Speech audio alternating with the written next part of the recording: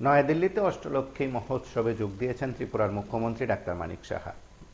আজ এই আয়োজনে তিনি প্যানেল আলোচনায় অংশগ্রহণ করেছেন। কেন্দ্রীয় মন্ত্রীর সঙ্গে এই আলোচনায় নানা বিষয় নিয়ে উল্লেখ করেছেন এবং অবশ্যই এই সময়ের মধ্যে এই আলোচনাকে যথেষ্ট গুরুত্ব দিয়ে দেখা হচ্ছে ত্রিপুরার প্রেক্ষাপটেও। আমরা সেই প্যানেল আলোচনার খানিকটা দৃশ্য আমরা দেখব।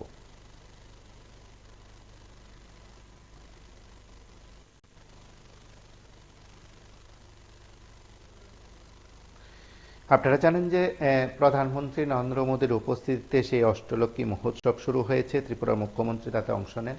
আজ প্যানেল আলোচনায় মুখ্যমন্ত্রী কি বলছেন আমরা একবার শুনবো। खास करके एज रिप्रेजेंटेटिव फ्रॉम त्रिपुरा मैं तो कह सकता हूं हम लोग कभी भी सोचे नहीं थे। उन्होंने कहा था कि हीरा मॉडल आपको देंगे, अब हीरा प्लस दे रहे हैं।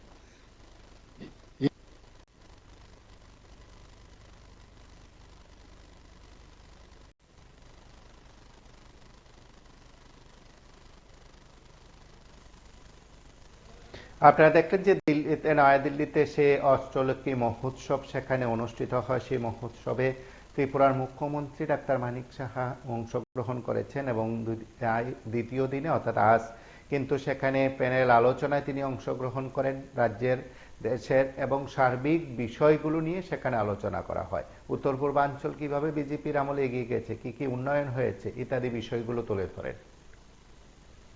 कभी भी सोचे नहीं थे। उन्होंने कहा था कि हीरा मॉडल आपको देंगे, अब हीरा प्लस दे रहे हैं।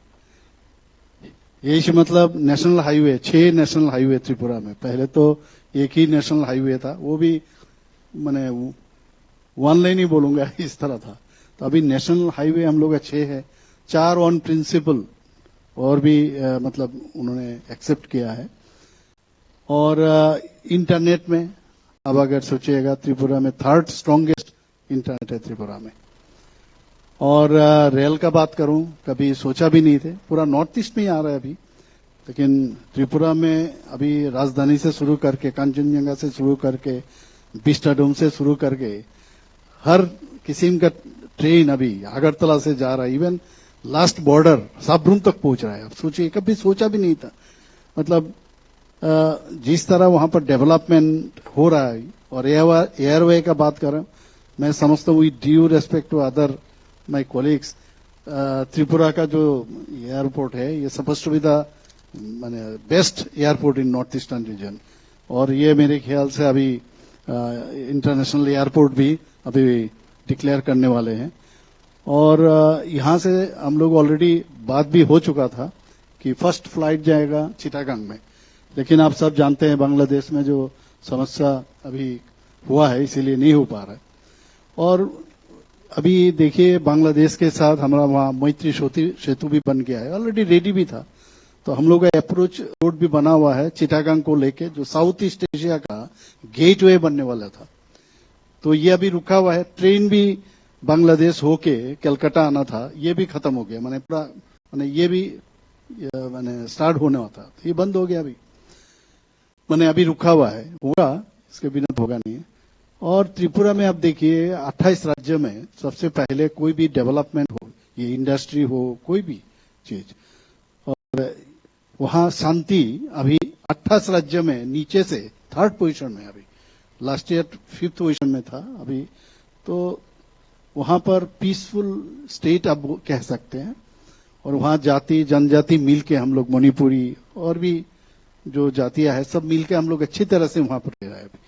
तो बहुत दिन के बाद, पहले 35 इयर्स लेफ्ट का वहां शासन रहा, उसके बाद प्रधानमंत्री जी के आशीर्वाद से जैसे हम लोग आए हैं, वहां पर अभी जिस तरह डेवलपमेंट इस तरह हो रहा है तो देखने का लायक है। अब पहले मैं खुद भी एक मेडिकल डॉक्टर हूं, तो हम लोग बाहर ही जाते थे पढ़ने। अभी त्रिपुरा में 3 मेडिकल कॉलेज हो गया। 400 उसका ये चाहिए था, माने डॉक्टर्स चाहिए, तो ये अभी फुलफिल हो गया। डेंटल कॉलेज अभी माननीय प्रधानमंत्री जी वहां जाके वो गवर्नमेंट डेंटल कॉलेज भी हुआ। उसके बाद नर्सिंग कॉलेज हुआ। एजुकेशन हब और हेल्थ हब, ये हम लोग का प्रायोरिटी सेक्टर है। हॉर्टिकल्चर भी बोलिए, एग्रीकल्चर भी बोलिए, सभी चीज में हम लोग त्रिपुरा में जिस तरह भी डेवलप हो रहा है, जीएसडीपी काफी अच्छा वहां पर अभी आ रहा है। और जहां तक आपका वहां का खास करके एग्रीकल्चर हम लोग का मेन सेक्टर है, एग्रीकल्चर में काफी बढ़ती हुई है, काफी चीज में हम लोग आगे हैं अभी। तो मेरे ख्याल से त्रिपुरा में आने वाले दिन जो as a part of north eastern region, ये तो माने मैं समझता हूं, जो माननीय प्रधानमंत्री जी हमेशा कहते हैं कि नॉर्थ ईस्ट जब तक डेवलप नहीं होगा तब तक हमारा देश भी डेवलप नहीं होगा। ये अभी दिखाई दे रहा है। और नॉर्थ ईस्ट में पहले भी आप देखे हैं कितना हमेशा वहां पर टेररिस्ट का समस्या था। 12 कम से कम 12 एकॉर्ड हुआ है, जिसके कारण वहां शांति भी है। तो इसलिए मैं समझता हूं, और पहले हम लोग बाहर जाते थे, त्रिपुरा कहाँ है, आसाम के साथ तो नहीं है, इस तरह पूछते थे आप। लेकिन अलग अलग स्टेट, सिक्किम, त्रिपुरा, नागालैंड, मिजोरम, मेघालय, सब अलग अलग पहचान उसमें आ गया। कल्चरली आप देखिए, ये हाट लगा हुआ है हमारा 19 ट्राइब से वहां, उनका अलग अलग मतलब माने कल्चर, उनका अलग अलग माने सोचने का ढंग, उनका तैयार जो हम लोग का हैंडीक्राफ्ट, हैंडलूम इतना अच्छा है।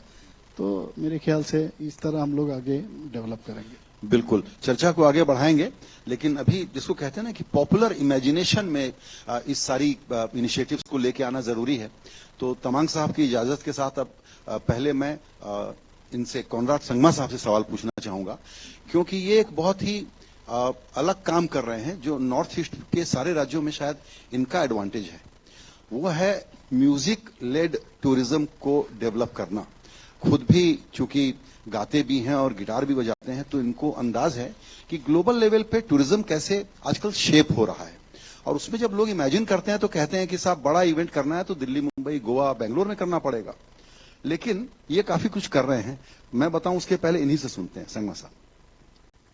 Thank you, Sanjay ji. Before I come to the tourism and the music part, I just want to touch a bit on the discussion that was happening.